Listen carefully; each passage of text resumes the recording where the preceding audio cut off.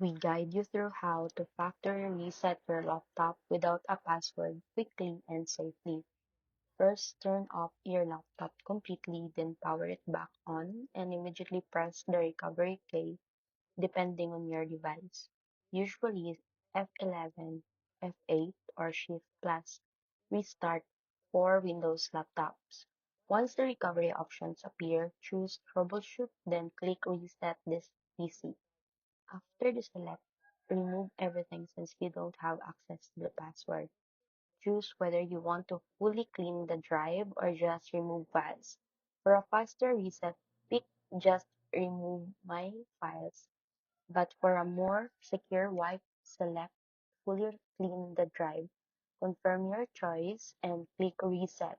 Your laptop will now restart and begin the factory reset process, which may take several minutes. Make sure your device is plugged in to avoid interruptions. Once done, your laptop will reboot like new, and you can set up again from scratch without needing the old password.